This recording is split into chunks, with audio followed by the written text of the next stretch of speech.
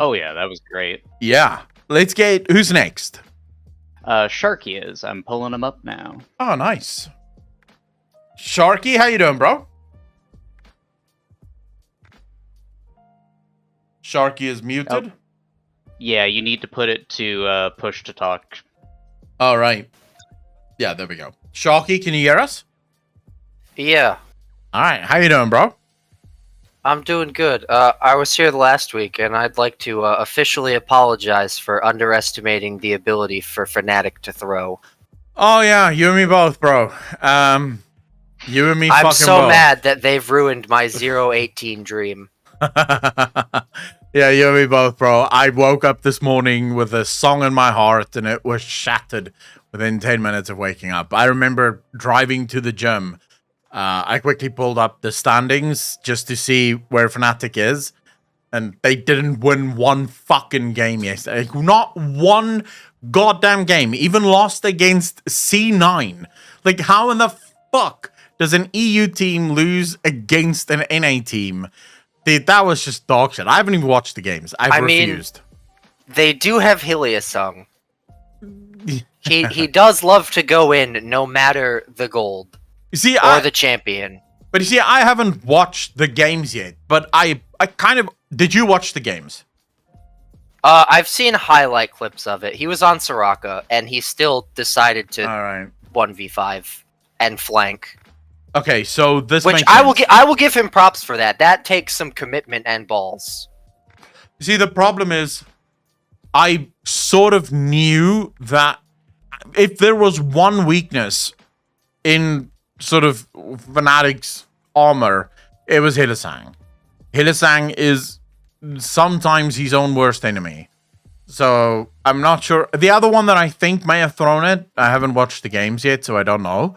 But it could also be Razork, because he's brand new, he's quite young, this is his first time on the world stage. I could see a world in which he gets so fucking stressed that he barely gets anything done. But anyways, yeah, Sharky, what's your question?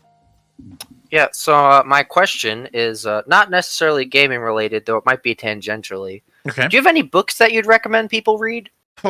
Okay, so this is not gaming related, but I would suggest if you've never read it, 1984, probably one of the greatest books I've read.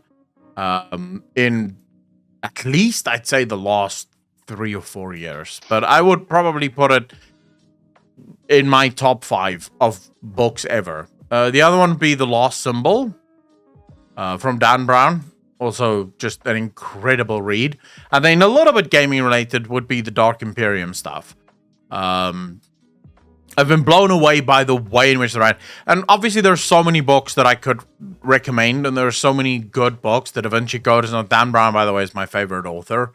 So, any of his books would be good, I'd say. But I would say, in terms of special books that stand out to me as just being better than anything I've ever read, I would put The Dark Imperium, just because I've never actually read a book written that way. Like, the entirety of the book is basically just a series of monologues, dialogues, and internal monologues. That's it. Like, it must have been hell to fucking write, because nothing is ever sort of omnipresent, God-level narration. It's all done through the eyes of the character, through the mind of the character, through the words of the character, through the actions of the character. That's how the story is told. So I just think those are, like, just incredible. 50 Shades of Grey. No, I've never read it, so I can't really know. One Tree Hill, on the other hand, I've never read I didn't even know there was a novel, but I would say One Tree Hill as a series, one of the best series ever made. So I would highly recommend watching One Tree Hill if you have not already. Sharky, what's your favorite book? Oh, sorry, Moni, yeah? Oh, I was going to say I'd recommend Belisarius Cull's book, The Great Work. I actually do want to read that. Because the Adeptus Mechanicus is probably one of my favorite factions in in the Imperium, and Mm-hmm. Belisarius Cawl is, of course, my favorite character. Yeah, fucking heretic bastard. No, I personally have only really gotten into Belisarius Cawl a little bit, and I have to say, very interesting character, albeit a little scary, but very interesting character. The other book that I sort of forgot about, I forget about this book quite often, but it would be Atlas Shrugged. Was just as good of a fucking book from Ayn Rand. Also very, very much worth a read, even if you don't care for the philosophy. The book itself is really good. Sharky, what's your favorite books? Not gaming related. I would have to go with Neil Gaiman's The Ocean at the End of the Lane. But that holds a special place in my heart because I heard it on audiobook before I got the physical copy. Uh-huh. And he's, a really good narrator. He has, like, a really good voice for narration. And two, my grandma used to read to me, and, like, that just felt like I was being read to by her again. Oh, nice. So that holds a special place in my heart. I think my favorite book of all time, though, would probably be Thrawn by Timothy Zahn in the Star Wars. I don't know if it's an EU or not. Yeah. I'm not super sure because of Disney. But I just love the character of Thrawn, because he's, like, the only competent Star Wars villain.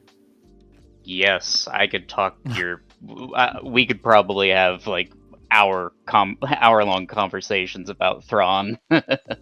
Like, it's just so interesting to see a villain who's really competent, and they fail just because other people are fucking retarded. That I don't see that often in, like, you know, big blockbuster shit. No, because these days they have to fail of some like high level bullshit, right? Yeah, it can't just be my plan would have gone exactly perfectly if this one fucker actually bothered to listen. We can't have that. That's too complicated. No, it also if you want a 40K recommendation, Gaunt's Ghosts, the Eisenhorn. I've only read the first two books in the Eisenhorn trilogy. I never finished the third one. Yeah. But man, book two with the demon, Morny, if you've read that, oh my god, that was Dude, I want to read the Eisenhorn sort of books because everyone have told me it is such a good fucking read. Yeah, Eisenhorn's great. Gaunt's Ghost is really good too because it's just guard. It's just the guard. Really? I haven't run into a single Space Marine. It's Gaunt's Ghosts or just guardsmen. Bro, I would love that book because my favorite. It's a series. My favorite bets right now in Dark Imperium is the parts with Varys. The Guardsman. The I am a Necron lover, so I haven't read Dark Imperium. Do yourself a favor, bro. It is a good fucking book. It's a series. Does Dark Imperium? Yeah. Does Dark Imperium take place after Gilliman's comeback, or does it start with Gilliman comeback? So it takes place. The book starts with Gilliman's final battle against Fulgrim, his brother, right? Where Fulgrim basically fucking slaughters him, and then he wakes up. 10,000 years later, the world is fucked, everything's changed, and there's been at least a little bit of time that passed, because he does speak about time that he spent on Macragge, and he closed down the Great Library on Macragge, because there's something in there that he doesn't want people to see, but it would be shortly after, so let's say maybe 2 or 3 years after he awakened. So basically, from where he awakens right up until, like, whatever.